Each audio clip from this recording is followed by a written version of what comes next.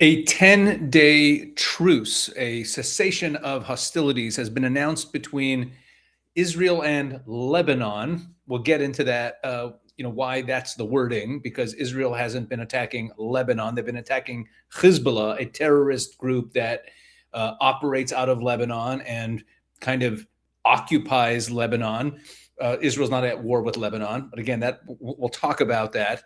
But this 10-day truce has been announced. And in this video, we're just going to go through what everyone is saying about it, what the Americans are saying about it, what the Israelis are saying about it, what the Lebanese are saying about it, and what Iran is saying about it. And we'll get a sense of what the lay of the land is and give ourselves some way to look downrange and anticipate what to look for in the days ahead. So let's get right to it. Here we go.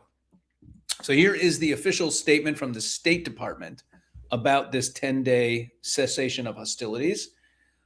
So the title of the media note from the State Department is 10-day cessation of hostilities to enable peace negotiations between Israel and Lebanon. Here's the text of the statement. Following productive direct talks on April 14th between the governments of the Republic of Lebanon and the State of Israel, brokered by the United States of America, Lebanon and Israel have reached an understanding in which both nations will work to create conditions conducive to lasting peace between the two countries, full recognition of each other's sovereignty and territorial integrity, and establishing genuine security along their shared border while preserving Israel's inherent right to self-defense. Both countries recognize the significant challenges faced by the Lebanese state from non-state armed groups, i.e. Hezbollah, they don't mention them by name, which undermine Lebanon's sovereignty and threaten regional stability. Both countries understand that those groups' activities must be curtailed such that the only forces authorized to bear arms in Lebanon will be the Lebanese armed forces. Internal Security Forces, Directorate of General Security, General Directorate of State Security, Lebanese Customs and Municipal Police. Israel and Lebanon affirm that the two countries are not at war and commit to engaging in good faith direct negotiations facilitated by the United States with the objective of achieving a comprehensive agreement that ensures lasting security, stability, and peace between the two countries. To that end, the United States understands the following. Number one, Israel and Lebanon will implement a cessation of hostilities beginning on April 16th, 2026 at 5 p.m. Eastern Time for an initial period of 10 days as a gesture of goodwill by the government of Israel, intended to enable good faith negotiations toward a permanent security and peace agreement between Israel and Lebanon. Number two, this initial period may be extended by mutual agreement between Lebanon and Israel if progress is demonstrated in the negotiations and as Lebanon effectively demonstrates its ability to assert its sovereignty. Okay, these are not givens. We'll talk about this in a bit. Let me just finish the statement first. Number three, Israel shall preserve its right to take all necessary measures in self-defense at any time against planned, imminent, or ongoing attacks. Against planned, imminent, or ongoing attacks. We're going to come back to that line, very important. This shall not be impeded by the cessation of hostilities. Besides this, it will not carry out any offensive military operations against Lebanese targets, including civilian, military, and other state targets in the territory of Lebanon by land, air, and sea.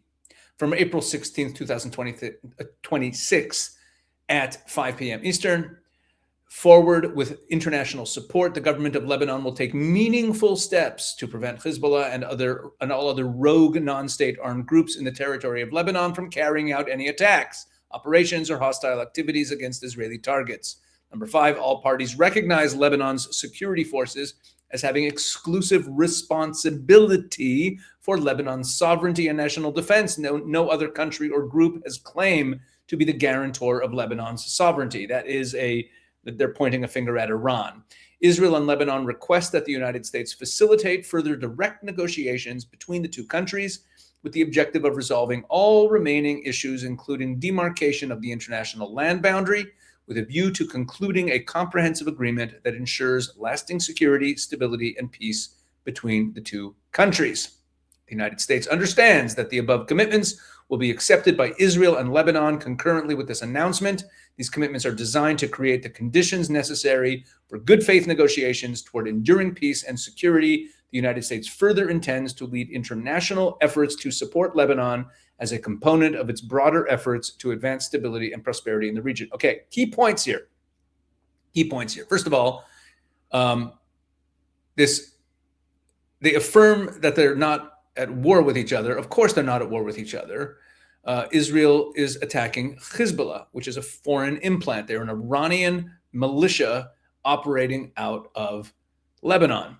So that's all kind of, you don't have to say that they're agreeing to a cessation of hostilities. Israel and Lebanon will implement a cessation of hostilities. What does that mean? There's no hostilities between Israel and Lebanon. There's hostilities between Israel and Hezbollah. Okay. All right. That's number one. But this one is very important.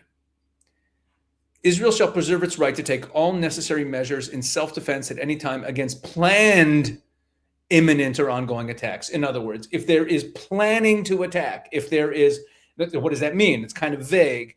How about if there's weapons being moved around? How about if there's a cell that's getting together and looks like they're planning an attack? It's a little bit vague. And what we are going to see happen is that Israel will carry out strikes against impending attacks by Hezbollah. Why am I saying this? This is what's happened with every single ceasefire that Israel has ever had with Hezbollah. There's a ceasefire. And then what Hezbollah does is they start moving weapons around. They start organizing. They start putting pieces in place in order to carry out attacks. Israel then strikes them preemptively because they don't want them to be able to attack. You're not going to wait till we get attacked. When you see them planning an attack, Israel carries out a strike against them, and then everyone says Israel violated the ceasefire. And that's why officially, if you Google it or whatever, mainstream media, you'll see tons and tons of violations of ceasefires by Israel in Lebanon. They're not violations of ceasefires. They are fulfilling these clauses that are in all these ceasefire agreements, but the world just chooses to ignore them because they can say, oh, Israel attacked and we weren't doing anything. We didn't attack first. Okay. Now, this whole thing about how all parties recognize Lebanon's security forces as having exclusive responsibility for Lebanon's sovereignty and national defense, and that no other country or group. Okay. This is just like the Gaza plan. Right, where in the Gaza plan, it emphasizes, right at the beginning that Hamas will be disarmed. Hamas will be disarmed. They will hand over their weapons, but it doesn't say who's going to disarm them, right? This is the same type of diplomatic gobbledygook, because all parties recognize that Lebanon's security forces have exclusive responsibility for Lebanon's sovereignty and national defense. Yeah, all parties except Hezbollah, who aren't going to give up their weapons and have no plan to, and the Lebanese army is not going to challenge them. The Lebanese army is filled with Hezbollah sympathizers anyway. Like half the country is Shiite and are pro-Hezbollah. So they're never going to, none of this is ever going to come to be.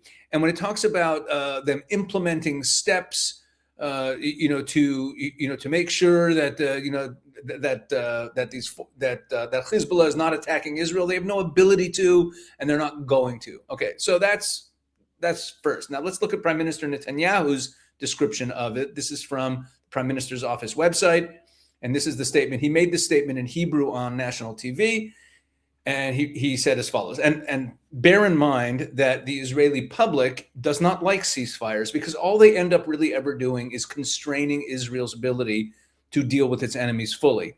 Okay, so the Israeli public is very skeptical of this ceasefire. So he had to explain it to the people last night. Here's what he said. We have an opportunity to forge a historic peace agreement with Lebanon. President Trump intends to invite me and the president of Lebanon in order to try to advance this agreement. This opportunity exists because since the War of Redemption, that's Netanyahu's name for the entire war since October 7th, that's his name for it, War of Redemption. Since the War of Redemption, we have fundamentally changed the balance of power in Lebanon. We activated the pagers. We eliminated the massive arsenal of 150,000 rockets and missiles that Nasrallah prepared to destroy Israel's cities. We eliminated Nasrallah. This balance has shifted to such an extent that over the past month, we began receiving calls from Lebanon to hold direct peace talks between us. This is something that hasn't happened in over 40 years. I answered that call and I agreed to a timeout, or more accurately, a temporary 10-day ceasefire. Listen to that language, a timeout or a temporary 10-day ceasefire. He is messaging to the Israeli people that this isn't really a ceasefire, that we're not really stopping, because what Israelis fear most is that this whole thing ends and Hamas is still in Gaza, still armed, still controlling. Hezbollah is still in Lebanon, still armed, still controlling. The Iranian regime is still in Tehran in some form, right? And that after all the sacrifice and after all the fighting, we won't have actually dealt with our enemies once and for all. That's what everyone fears. And it could happen, right? That's what everyone's worried about. That's the fears he's trying to assuage with this language. Okay, so he calls it a temporary timeout to try to advance the agreement we began discussing during the meeting of ambassadors in Washington. Okay, that's why we have this timeout, this temporary ceasefire. We have two fundamental demands for these peace talks. First, the disarmament of Hezbollah. Second, a sustainable peace agreement, peace through strength. To achieve this ceasefire, Hezbollah insisted on two conditions. Okay, so this is the unnamed party in the agreement. Notice the State Department statement made no reference to Hezbollah. They referred to it as an agreement between Israel and Lebanon. But everyone knows that there's only a ceasefire if Hezbollah agrees to a ceasefire. So Netanyahu comes right out and says it, that Hezbollah had its it had its conditions that it insisted on. Okay, what were they? First, that Israel must withdraw from all Lebanese territory back to the international border. Second, a ceasefire based on the quiet for quiet model. In other words, as long as we don't shoot, you don't shoot.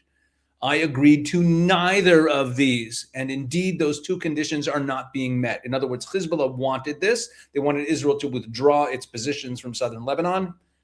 Netanyahu said no. Hezbollah wanted quiet for quiet. Quiet for quiet means that as long as they don't fire anything, Israel doesn't fire anything. And Israel's like, no, if we see you planning an attack, if we see you moving weapons in where they shouldn't be, we're going to attack. Okay, that's what he meant there. Okay, so keep all this in mind as we look downrange and we see Israel getting attacked in the media for violating the ceasefire. Keep this in mind.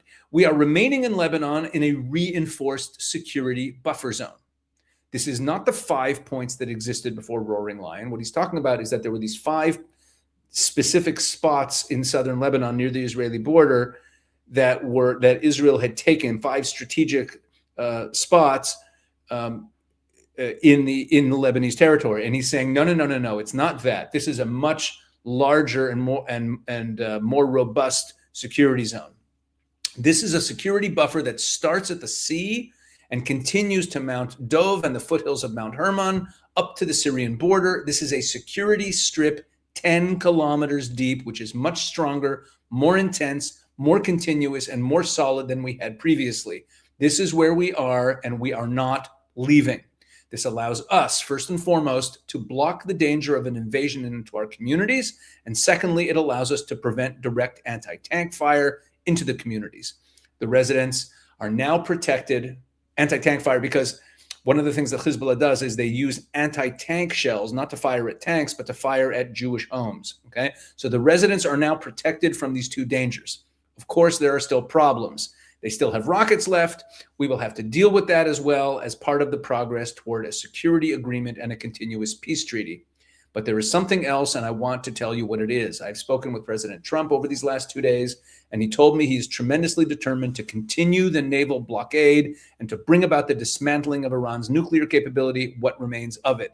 He is not giving up on this. He is certain he can eliminate this threat once and for all, continuing the great things we have done together. Of course, we will also handle the missile threat and the enrichment capability. I will not elaborate. These are two very important moves that can fundamentally change our security and diplomatic situation for years to come. With God's help, we will act, and with God's help, we will succeed. Now, Amichai Stein, he's a reporter, he's a journalist, he's a contributor to a number of important outlets in Israel, one of them, the Jerusalem Post. Here's what he writes. A senior Israeli official told the Jerusalem Post that the Trump administration intends to actively be a part of the efforts by the Lebanese government to disarm Hezbollah. Very interesting, because the Lebanese government, this is the big issue. that for over a year now, the Lebanese government keeps saying they're going to disarm Hezbollah. It goes back further than that, but in earnest, they made this declaration. They did nothing because they can't. They're incapable of it. They also, how willing or unwilling they are is a different question, but they're simply not capable. So it says here that the Trump administration intends to be actively part of the efforts to disarm them. How that's going to work, what does that mean? I don't know. And is prepared to use American resources to achieve this goal. Does this mean that the U.S. administration views the disarming and possibly dismantling of Hezbollah as another front in the war against Iran that they're willing to participate in? I don't know. Quote, Trump wants this to happen, so this time the U.S. will be far more involved, the official said. Second, the official added that the current ceasefire terms are significantly better than those in November 2024, describing the situation as much improved, meaning from Israel's perspective, mainly because Hezbollah has suffered a substantial blow this time, and mainly because Israeli forces are present on the ground, meaning we have that 10-kilometer buffer zone. Forces are deployed from Naqoura to Syria and will not withdraw. In addition, Iran is in a much weaker position in terms of its ability to support the organization's recovery. The official emphasized that Israel will continue to act against any threat to civilians and soldiers, adding this is currently a 10-day ceasefire. For it to continue, the burden of proof lies with Lebanon and Hezbollah. Now, here's a story in the Jerusalem Post, also written by Amichai Stein, although it's a little bit different. U.S. President Donald Trump pressured Israel to agree to a ceasefire in Lebanon after Lebanon's president clarified to U.S. Secretary of State Marco Rubio and other senior American officials that such a call would not take place without progress in negotiations between the two countries, according to two sources familiar with the details. So this is a very well-sourced, very reliable journalist in Israel saying that there was pressure by Trump to get Israel to agree to this. Although the U.S. president posted on Truth Social on Thursday morning that a call between Prime Minister Netanyahu and Lebanese President Joseph Aoun would take place, Aoun refused. The quote, there is only value in such a phone call between leaders when there is significant progress on the ground. Without real negotiations underway, and certainly without a ceasefire, I will not hold a call with Netanyahu at this time, Aoun said. He emphasized that he is not ruling out a future call with the prime minister, but that something meaningful must happen first. You see, Joseph Aoun, this all has to do with the dysfunction of Lebanon, which is beyond the scope of this video. I made a video about Lebanon on the Israel 365 News YouTube channel a couple of weeks ago. It's worth going back there and watching it to understand what the political structure of Lebanon is. And again, it's beyond the scope of this video. It would make it much, much longer. Maybe I should do it again. These remarks by Aoun on Thursday, including those made to Rubio, led to a conversation between Aoun and Trump, during which the American president promised his Lebanese counterpart that there will be a ceasefire. So what happened was Joseph Aoun was unwilling to talk to Netanyahu until the Israelis stopped bombing Hezbollah. Okay, because he's got a problem. Half of his country is Shiite. He's Christian, and he's constantly balancing everything. He would love to get rid of Hezbollah, but he can't say that publicly because then they would come after him and kill him. So he has to constantly be finessing his words. That's Joseph Aoun.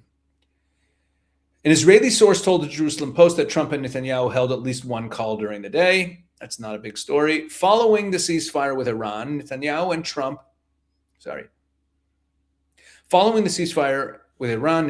Trump clarified that it is not connected to Lebanon.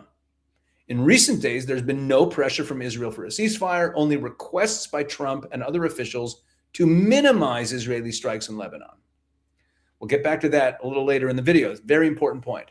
During a security cabinet meeting, Netanyahu was asked what led to the sudden change in Israel's decision to agree to a ceasefire, and he answered, it's a Trump request.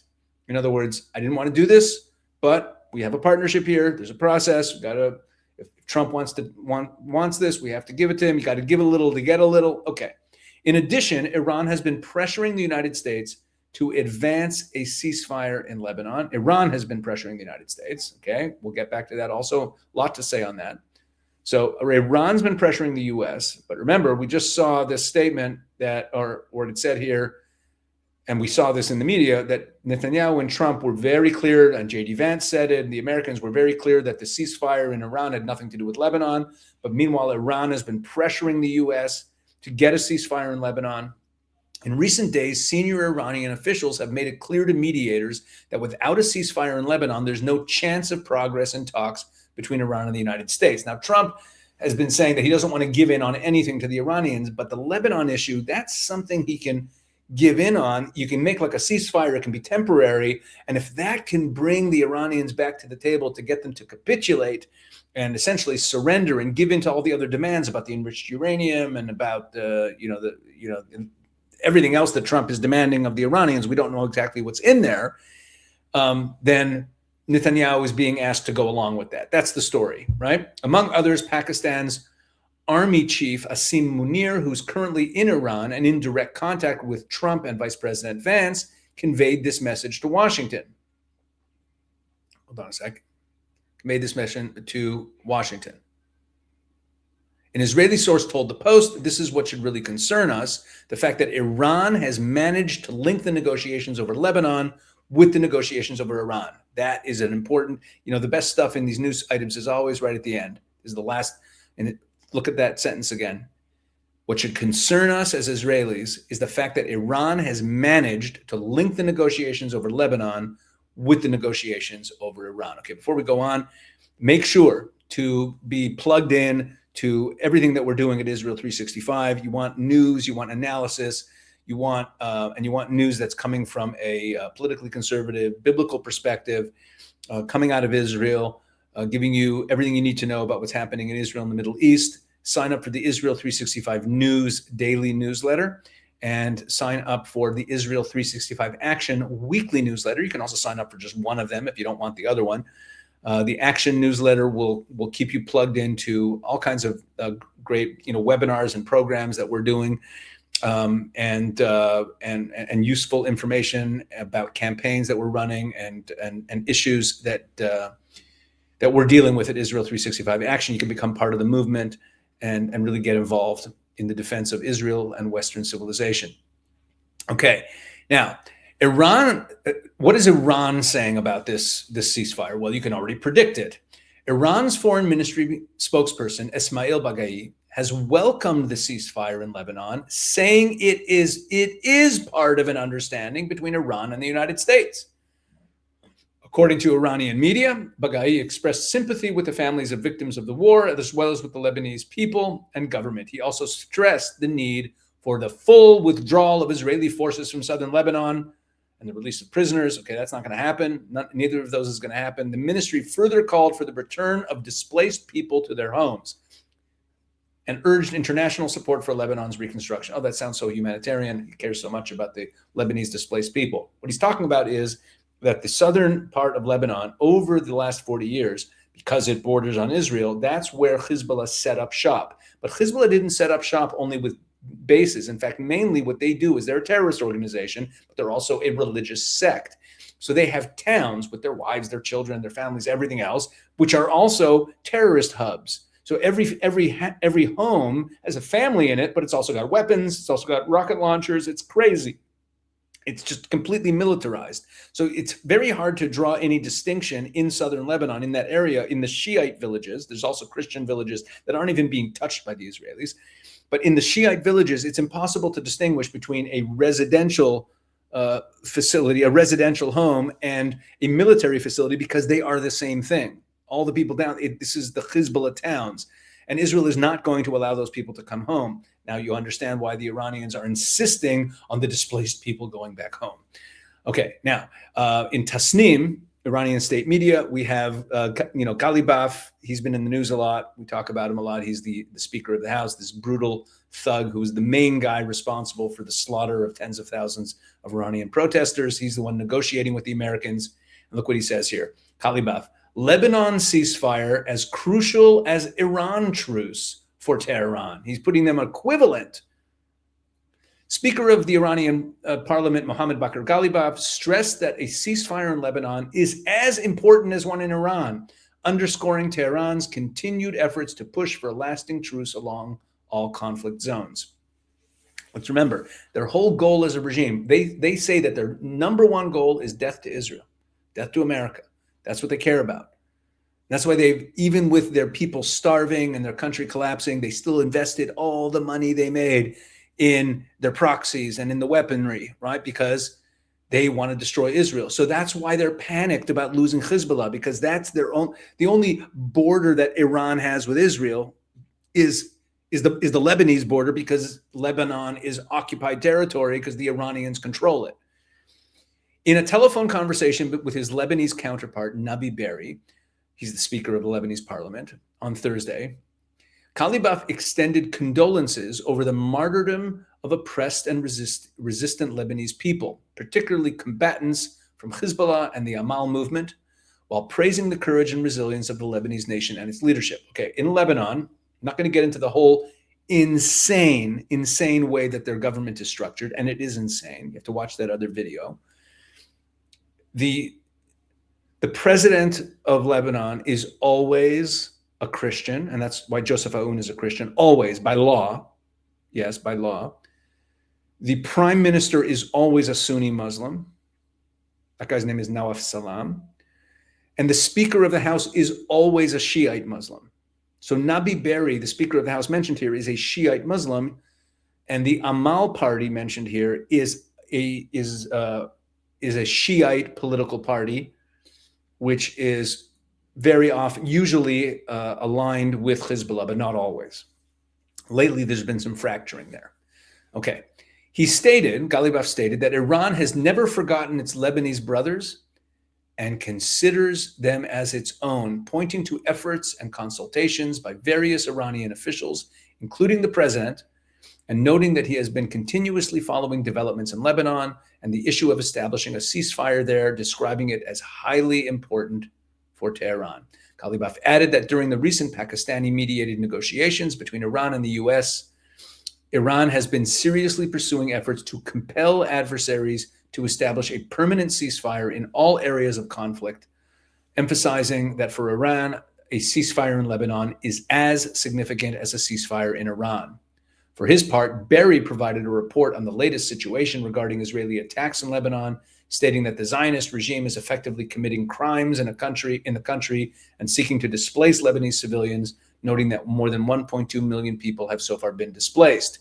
He further stressed that he and resistant fighters remain steadfast on their path, adding that any form of official engagement or consultation with the Israeli regime would certainly not serve the interests of the Lebanese people.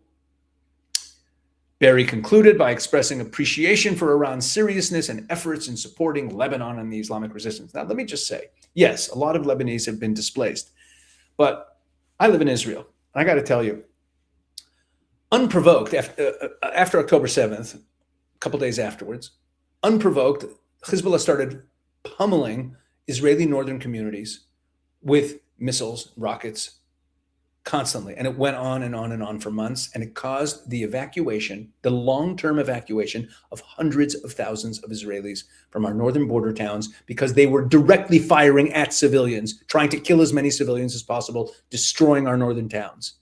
And it caused an emptying out of our entire north.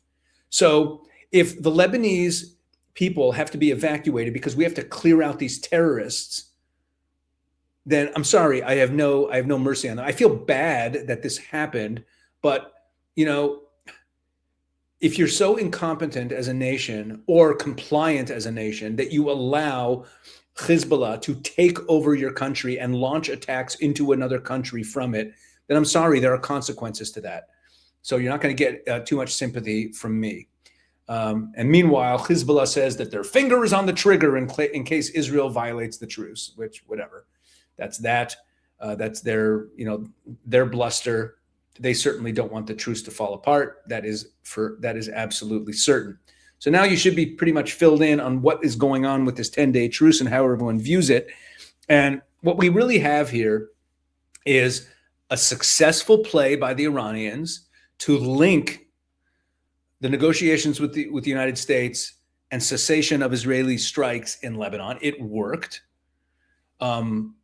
But Netanyahu basically said, okay, we'll do it for 10 days. We're still going to reserve the right to knock out any impending threat, any planned threat that we see developing. We're going to go after that. So that's not going to be, we're not going to have our hands tied there. We're not going to withdraw at all.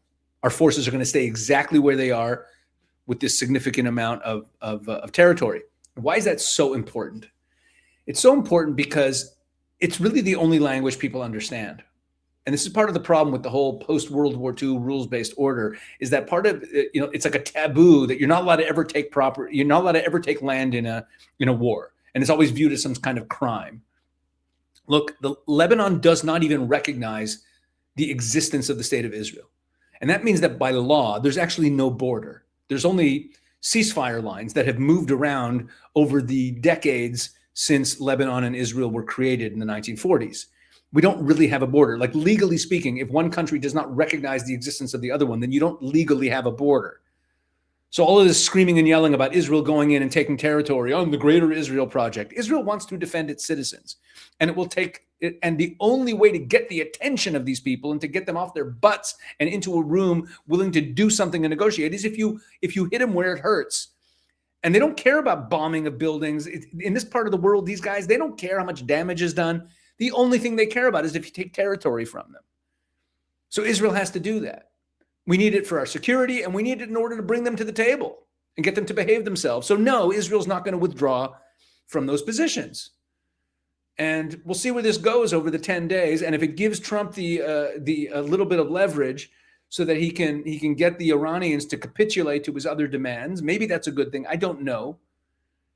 But like all other Israelis, I'm kind of worried about this. Because if in the end of this whole thing, there's a crippled but intact Iranian regime, meaning the Trump administration keeps saying regime change has already happened. No, it hasn't. If they're negotiating with Galibaf and they're negotiating with Arabchi and they keep them in power, it's not really regime change. It's also not the end of the story. So there's some optimism left. But if Hezbollah remains where they are and Lebanon is built for dysfunction, I don't know how that's even fixable. But bottom line is, we don't want to be fighting more and more Lebanon wars against Hezbollah for decades into the future. And we have the best opportunity we've ever had to finally deal with them. And as you see from that statement from Netanyahu, you can see in that statement how the Israeli public feels, what I'm expressing here. So we're kind of hoping that at the end of this, we can go back to fighting and finish off Hezbollah. That's really what the Israeli people are hoping for. So yeah, drop a comment. Let me know what you think of this. And thanks for watching. Thanks for sharing. Thanks for helping grow the channel. God bless.